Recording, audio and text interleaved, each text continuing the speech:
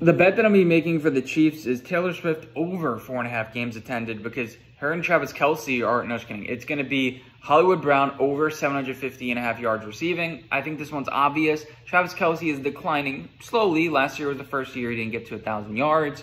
Then you have Rashee Rice, you have Kadarius Toney, you have Xavier Worthy, who's a rookie, and also like 160 pounds. So that's my pick for them. The Chargers pick is J.K. Dobbins over 650.5 rush yards. I think this is really obvious. I don't care how his health has been in the past. Austin Eckler's gone. He's going to be one of the main focuses on the team. Jim Harbaugh likes to run, revamped offensive line. Can't trust the receivers as much. The Raiders are, this is interesting. I'm going to pick them for fewest points scored because they have a defensive coach, because they were like 5th in the odds. Because, you know, Gardner Minshew, but then you have rumors about Devontae Adams. They lost their offensive line coach. I think they're going to struggle a little bit on offense, but have a pretty good defense. For the Broncos, this is not an actual bet, but just bet Bo Nix over any single stat because he's going to play a lot. So I have him over 13.5 starts just to say, like, yeah, Sean Payton likes his Bo Nix, and it's going to continue that way. For the Giants, prove me wrong, Malik Neighbors under 875.5 receiving yards. We haven't had an 1,000 yards receiver since, I don't know, Odell Beckham.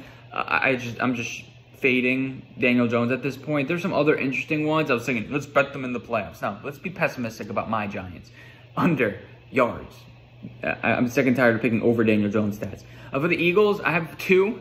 Cop out, but Barkley, he's 300 to 1 to win MVP. He's going to have an offensive line. He's going to have Jalen Hurts. He's going to have, well, I guess the offensive line is not going to be as good, but I still think it's good value, and also over 10.5 wins. I mean, you revamped your offensive defense again. You can't really change, right? And plus, you keep on adding talent. So, I think that's a great pick. Next is Jake Ferguson over 700.5 reception yards. I know they have a lot of weapons there. I just think he's a really viable target. Last year, he went nearly 800 yards.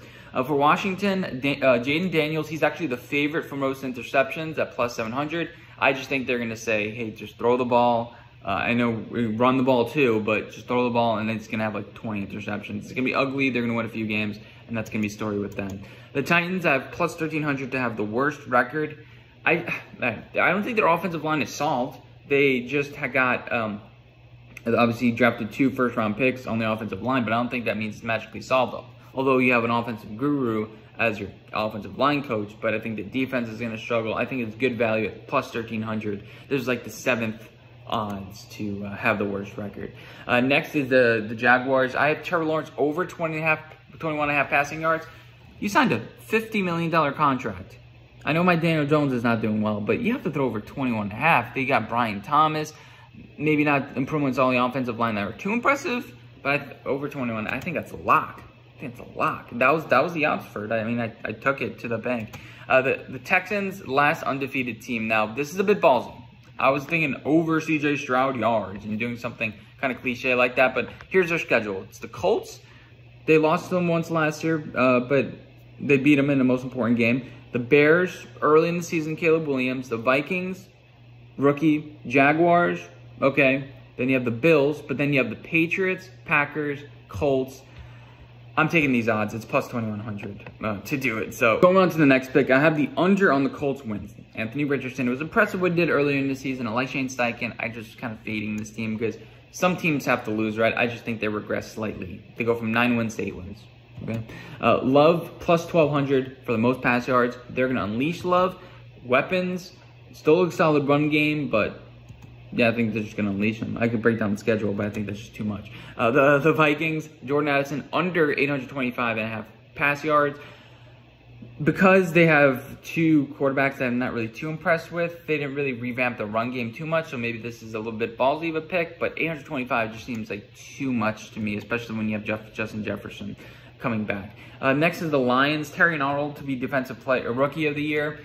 You have a great defensive line now. I think with Terry Arnold's ball skills, he'll be able to get a lot of interceptions, and that's going to help him. Now, it's tough to predict, but it may just end up going to Dallas Turner like an edge rusher. But I think that's good value at plus 1,200.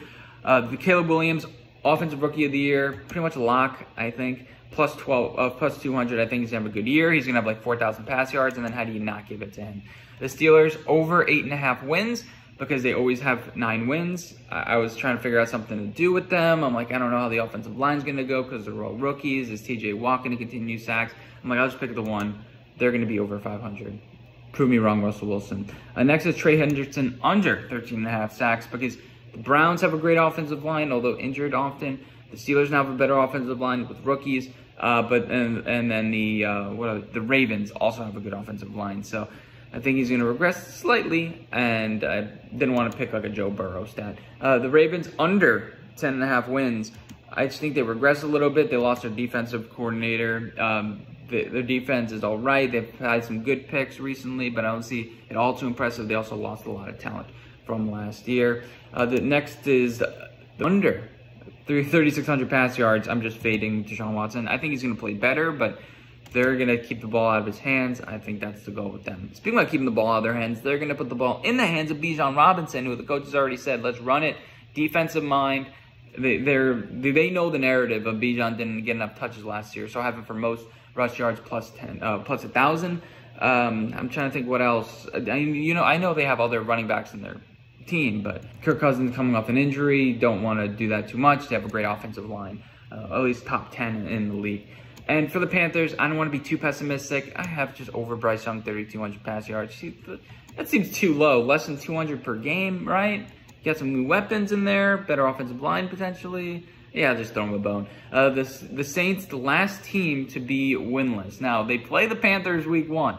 But then they have a pretty difficult schedule after that. They have the Cowboys, then they have the Eagles, then they have the Falcons, then they have the Chiefs. So this week 1, they may go 0-5 and never be good enough. And then they have the Bucks, and then they have the Broncos, and then they have the Chargers. So, yeah, that's my pick for them.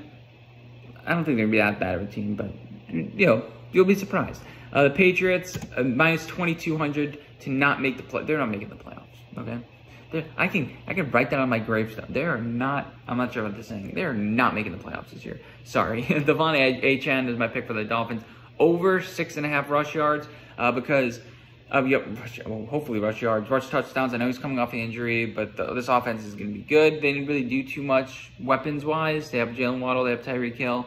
But yeah, he's going to have a lot of rush TDs. For the Bills, Josh Allen under 27.5 passing TDs. They're going to rely more on the run game. They're going to take the ball out of his hands a little bit more. And I think 27 seems a little bit low, but he had 29 last year. And he almost won MVP. People want him to win MVP. So, yeah. The Jets, Aaron Rodgers, comeback player of the year, plus 200. He's the favorite. But if he has a decent season, he's going to win it. I mean, you have some other storylines going on that are somewhat captivating. Daniel Jones and I don't know. It seems like Aaron Rodgers is the obvious one, kind of like Damar Hamlin last year before Joe Flacco came out of nowhere. So not impossible for something to happen. Going on to the NFC West, Matt Stafford plus 3,200 for MVP. It seems a bit weird, but Nakua, I think Cooper Kupp's regressing a little bit, but you've gotten this talent now, this talent pool, and I mean the MVP goes to the best team, the best league. If they win the division, have a resurgent year, and then Matt Stafford's the reason why. I can see it. I can see it. And I think 3,200 is good value. Next, Christian McCaffrey, under 550 reception yards. His over-under rushing total wasn't impressive to me, so I think he's going to regress a little bit. Signed a big contract, maybe a little bit lax. Just had a wedding. I don't know. I'm just fading Christian McCaffrey slightly this year. Mike Evans, under 1,125.5 reception yards. I'm surprised. What? Really? I get the streak of, I think, 8 or 7 1,000-yard receiving yards seasons. I think he's regressing. And plus, they added guys like Trey Palmer. They've added guys like, he's getting old, but Chris Godwin. 1,100 is a lot. And then over, on the contrary, over 1,000.5 reception yards for DK Metcalf. I mean, I think this one's easy, right? I know you have more of a defensive guy in there now, but he had like 1,200 yards last season. And then finally, Kyler Murray, over 3,450 pass yards. You have Marvin Harrison now. You got to get rid of, you didn't have to, but you got rid of Rondale Moore. So there it is. 32 bets for 32 different teams. Let me know if I'm right or wrong in the comments section below, and I'll see you guys in my next video.